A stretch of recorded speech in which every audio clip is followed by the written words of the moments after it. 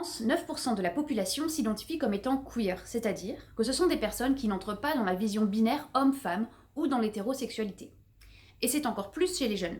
La Gen Z est 2 fois plus susceptible que les millennials et 4 fois plus susceptible que la Gen X ou les baby boomers de s'identifier comme étant LGBT+. Et pourtant, au travail, encore une personne queer sur 2 n'évoque pas sa situation, de peur des conséquences négatives sur sa vie pro. Alors comment faire pour cultiver une entreprise alliée des personnes queer? Quelques tips non exhaustifs dans cette vidéo. Selon l'association L'Autre Cercle, 55% des personnes queer ont été témoins d'expressions LGBT-phobes au travail, contre seulement 24% des personnes cis-hétéros. Pourquoi? Il s'agit en fait d'un écart de perception. La plupart des personnes non LGBT ne se rendent pas compte que parfois, certains propos peuvent être mal placés, blessants, voire carrément discriminants. Alors bien sûr, on sait tous que la discrimination, c'est mal. Mais sauriez-vous expliquer la différence entre l'identité de genre, l'expression de genre et le sexe? Savez-vous comment réagir si vous mégenrez accidentellement quelqu'un? Prenons conscience que les personnes queer ont déjà une énorme charge pédagogique. Si votre entreprise les allège un peu en prenant parfois le relais sur des missions de sensibilisation, c'est déjà une très bonne étape. Et ça mettra fin aux blagues lourdingues, aux réactions parfois maladroites. Pour ce faire, l'association L'Autre Cercle met à disposition plein de contenus super utiles et instructifs, comme la charte d'engagement LGBT+, que vous pouvez par ailleurs signer. Entre les années 1900 et 1960, le pourcentage de gauchers a plus que triplé. Pourquoi? Parce que traditionnellement, la gaucherie était associée à la sorcellerie, la malchance ou la maladresse.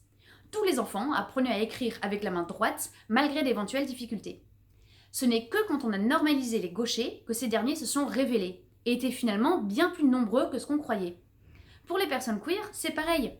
N'oublions pas que jusqu'en 1991, l'homosexualité était considérée comme une maladie mentale.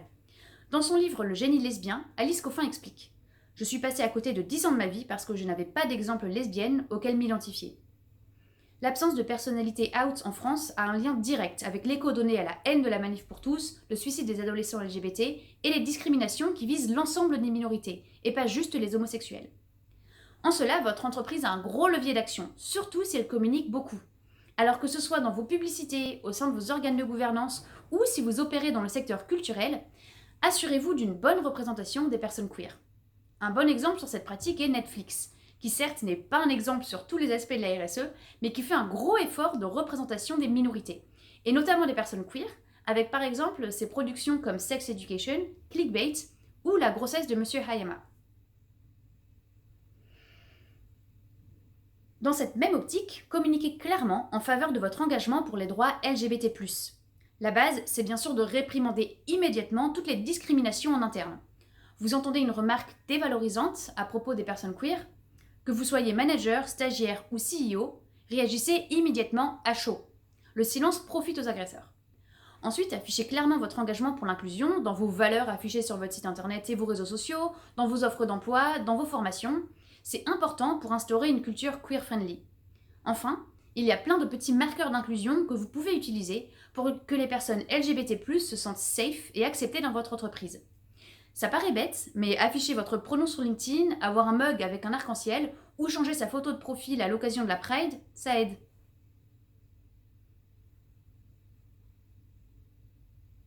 On n'y pense pas toujours, mais certaines procédures internes peuvent exclure les personnes queer, de fait ou parce qu'elles ne permettent pas de garantir leur confidentialité. 2 exemples. La femme de Noémie est enceinte.